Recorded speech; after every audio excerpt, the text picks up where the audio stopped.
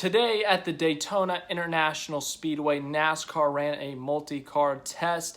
Multiple teams, multiple manufacturers, and of course, multiple drivers have to drive those cars. But they were on track. They were driving in a small pack. And it wasn't just, in the past we've seen next-gen cars on track. They've been testing since 2019.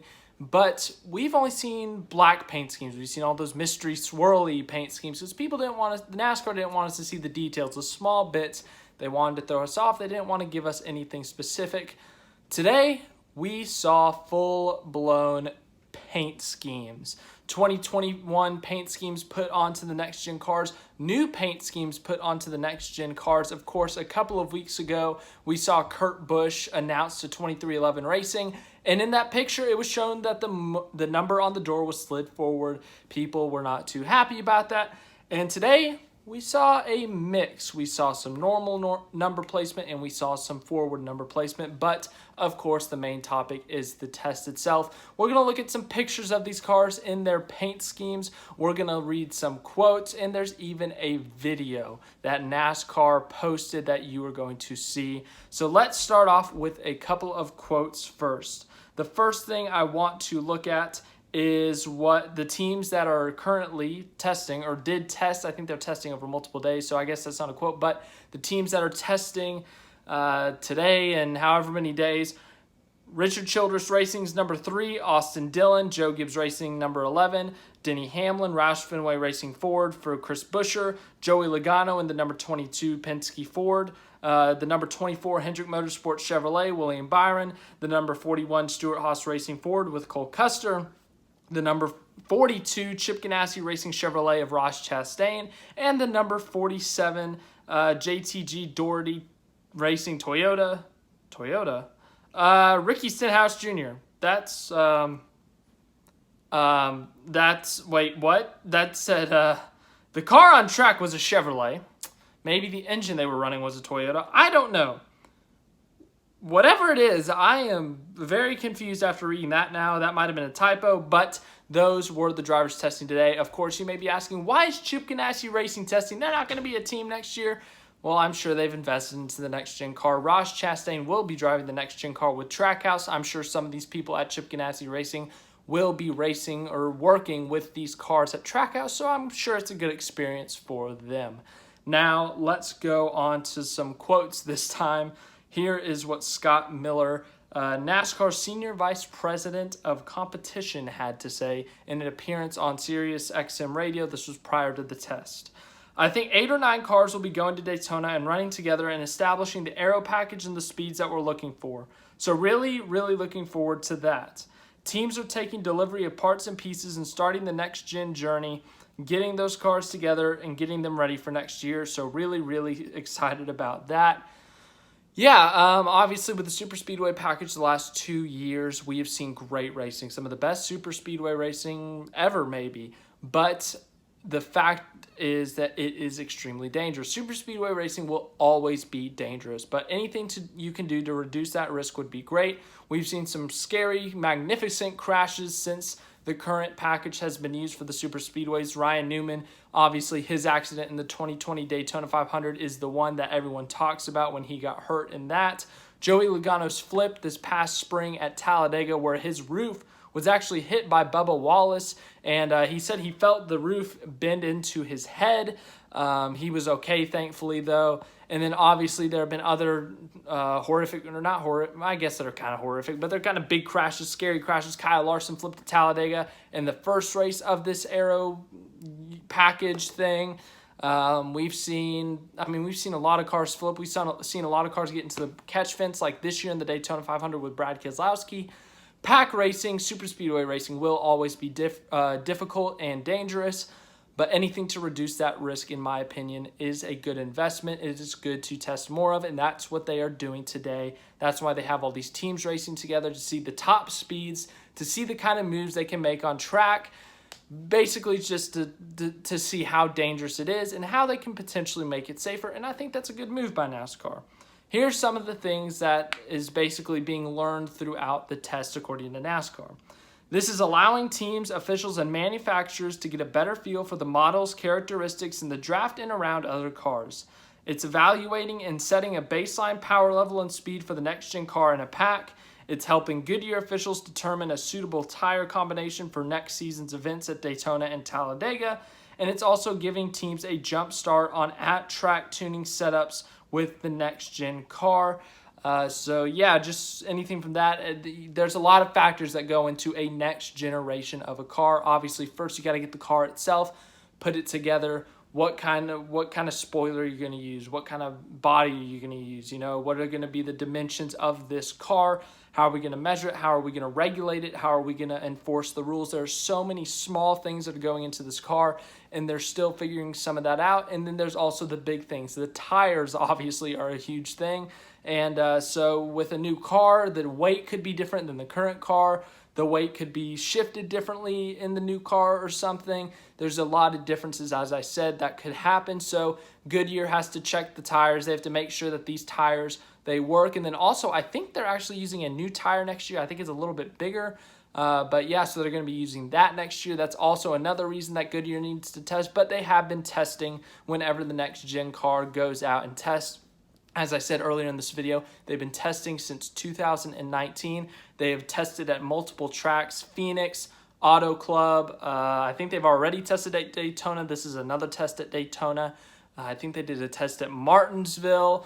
They did a test at Texas. They've done a test at the Charlotte Oval and the Roval. So they've done tests in a lot of places, different racetracks, short tracks, road courses, super speedways, intermediates, you name it. They've tested it, and they are still testing it, trying to get this car just right.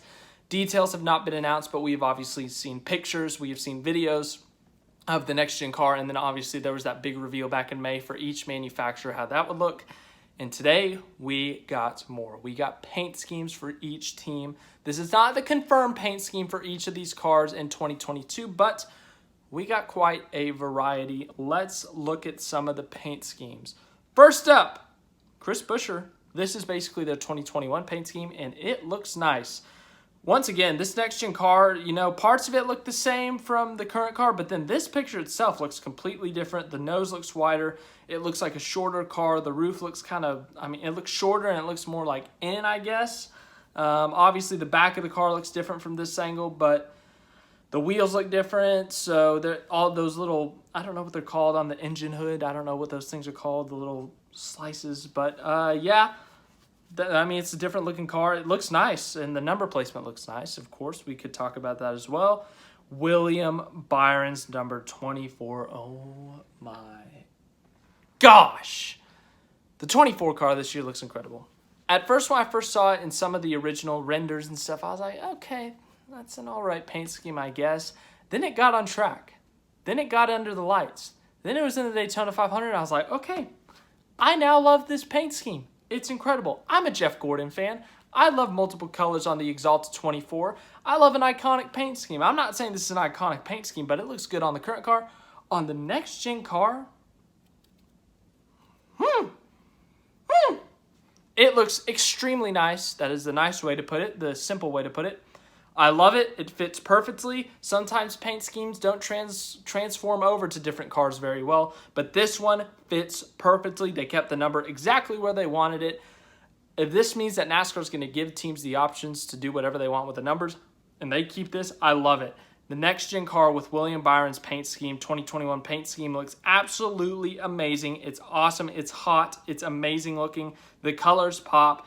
It fits perfectly on this car. I absolutely love it. Next up, we have Ross Chastain's Chip Ganassi Racing. I'm going to admit it. I don't like most of the numbers slid.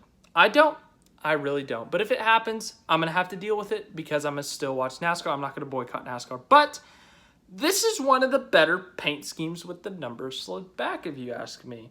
The blue, they kind of like transition it, you know. We're doing like a mid-season or post-season like paint scheme review. This is weird, but you know, they kind of like, they do the blue around the number and they kind of curve it and they outline Advent Health. They keep that in the white so they can keep the font blue.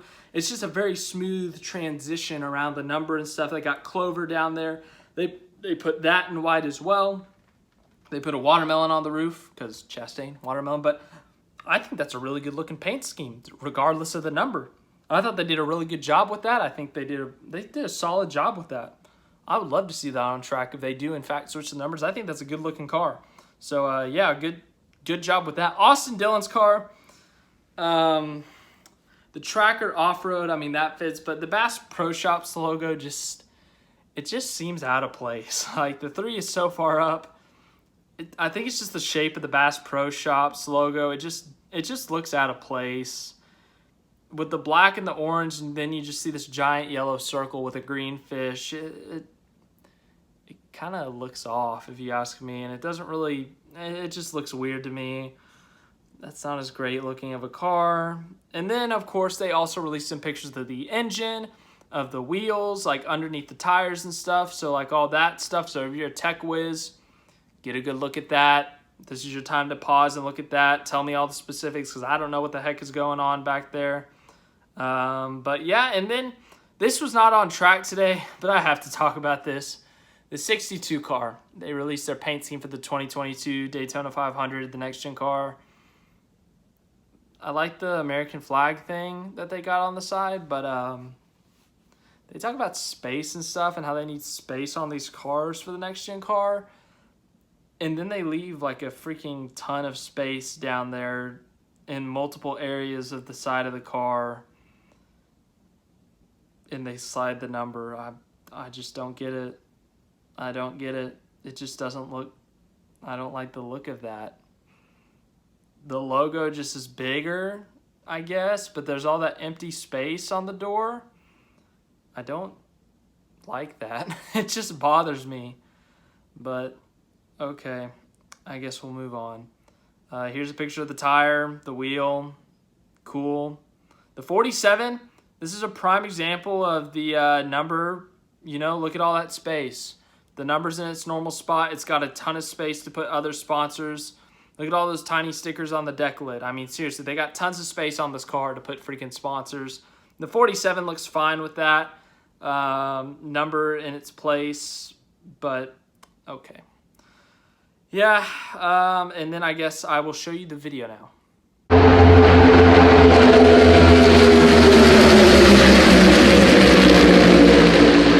But yes, yeah, the next gen car, they did a test today. I haven't gotten any driver quotes or anything like that from the test today. I'm sure they'll do it at the end of the testing, but some of the paint schemes look hot, some of them don't. Even some of them with the numbers slid forward actually don't look that bad. Some of them do. In my opinion, keep the number in the same place, but you know what? I'm still going to watch NASCAR regardless, but I think the main focus right now should be the racing of the next gen car. Is it A, safe on the super speedways? I believe they can do that. And 2, is the racing quality good? We have yet to see that because we've yet to see the car in action, but I do think NASCAR can do something positive. The way it's sounding, it sounds like they're going to stay with the 550 what's it called? High downforce, lower horsepower. I think they'll add a little bit more horsepower, but like 650 or so. But yeah, if we get more pack racing at these speedways, it's going to be disappointing. But if the speedways are being replaced by short tracks and road courses, I guess it's fine, but definitely a little bit disappointing. But some of the next-gen cars, they do look hot in their paint schemes. I'm telling you. That 24 car with the Exalta, it looked perfect. It looked absolutely perfect. They better keep that for next year. Amazing looking. Amazing. Absolutely amazing. Hendrick Motorsports, you guys did a great job with that. But yes, thank you for watching this video. Hope you enjoyed it. Yeah, make sure to leave a like, subscribe, share. I know we didn't get to a championship case video today. I had class till like 5, so yeah, I wasn't able to get around to that. Wanted to do this instead. We will get back to those tomorrow probably, but yeah, keep an eye out for that. And yeah, have a great rest of your day. Woo.